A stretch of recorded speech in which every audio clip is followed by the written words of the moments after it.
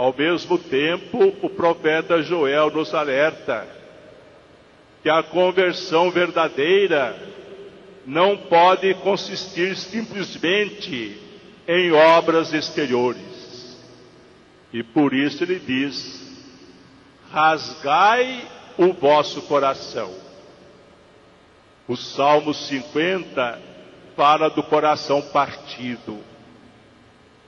Partir o coração significa ter contrição, arrependimento de nossos pecados.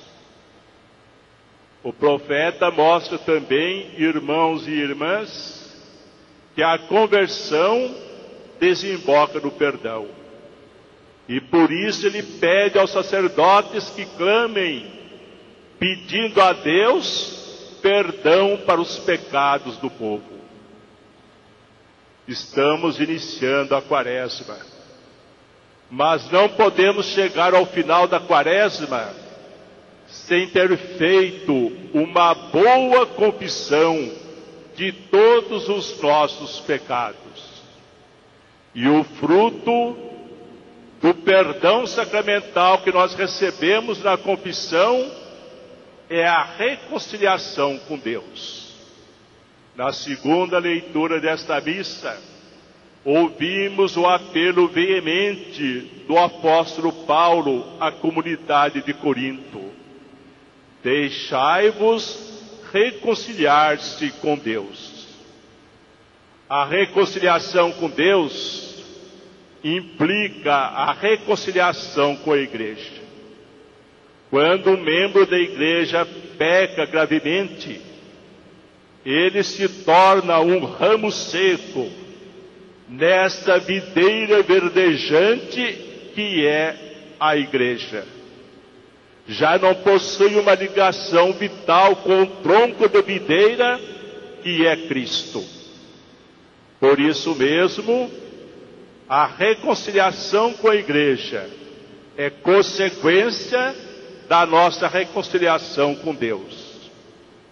A reconciliação com Deus implica também a reconciliação com o próximo, com os irmãos. Perdoai as nossas ofensas, como nós perdoamos a quem nos tem ofendido. A terceira leitura desta missa, o Evangelho, cita 3 práticas que na tradição da igreja nos ajudam no processo de conversão.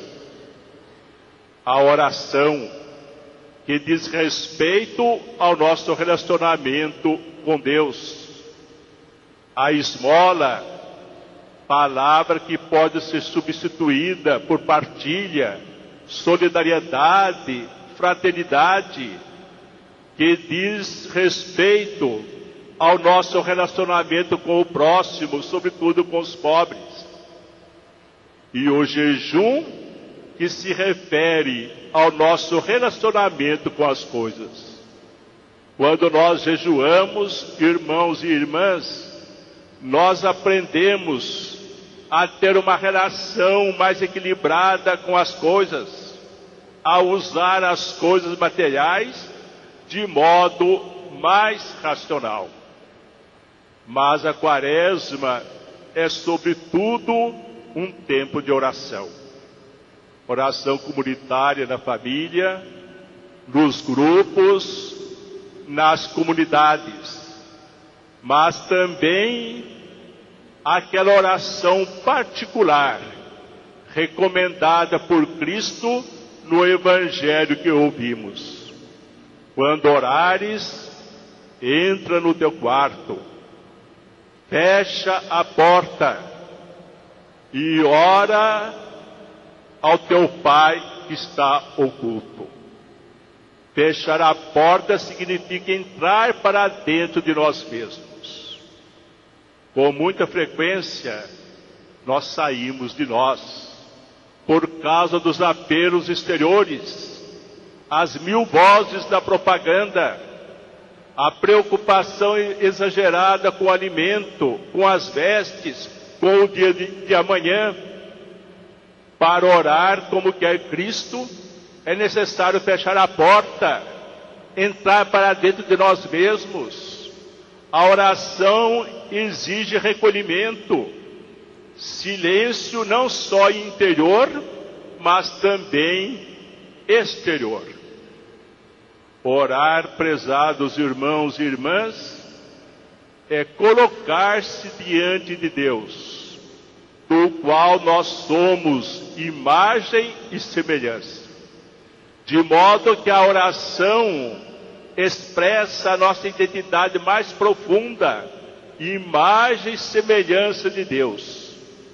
Por isso mesmo, quando o ser humano deixa de orar, essa sua identidade profunda fica sacrificada. No Evangelho, Cristo nos alerta sobre a oração não autêntica. A oração não autêntica é aquela feita para dar espetáculo.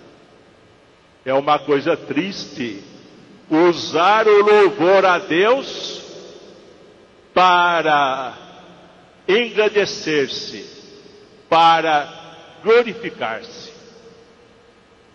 Mas quando nós falamos da oração, irmãos e irmãs, não podemos nos esquecer do ensinamento do Catecismo da Igreja Católica. O Catecismo afirma que a oração é um dom, uma graça de Deus, mas é também uma arte.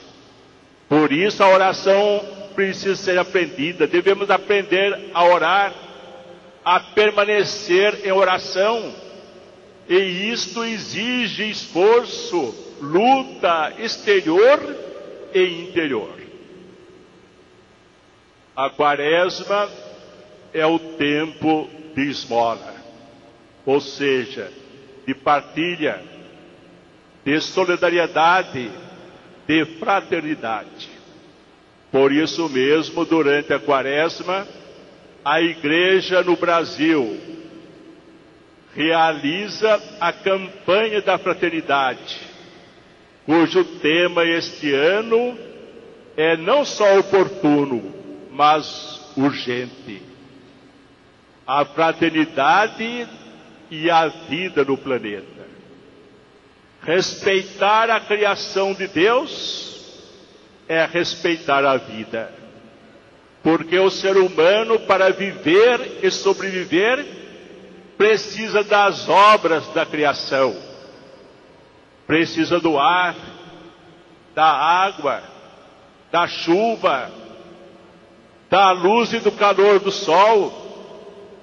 Precisa das florestas, que conservam o equilíbrio ecológico. Precisa das diversas espécies de animais. Hoje existe um grande esforço de desenvolvimento. Mas o desenvolvimento, irmãos e irmãs, não pode ser feito a todo custo. É necessário que o desenvolvimento seja sustentável. Use, mas não abuse dos recursos da natureza. Mas durante a campanha da fraternidade deste ano, não podemos nos esquecer também do ensinamento tão importante do Papa Bento XVI em sua última encíclica, Caritas in Veritate, a caridade na verdade. O Papa recorda que além da ecologia ambiental, existe também a ecologia humana. Ambas formam o livro da natureza, que é uno e indissolúvel. É necessário respeitar a ecologia ambiental, mas é necessário também respeitar a ecologia humana. Por exemplo, o direito ao nascimento e à morte natural. Evitar abusos da concepção e gestação artificiais. O abuso gravíssimo da destruição de embriões humanos na pesquisa científica. Quando se esquece da ecologia humana, diz o Papa, a consciência comum acaba se esquecendo também da ecologia ambiental, porque ambas são dependentes entre si. Uma não existe perfeitamente sem a outra. Irmãos e irmãs, no final dessa celebração eucarística, serão depositadas sobre as nossas cabeças as cinzas, abençoadas pelo celebrante. Estas cinzas recordam que todos nós somos pecadores, que necessitamos da conversão, que é o grande dom da misericórdia divina em toda a Quaresma. Amém.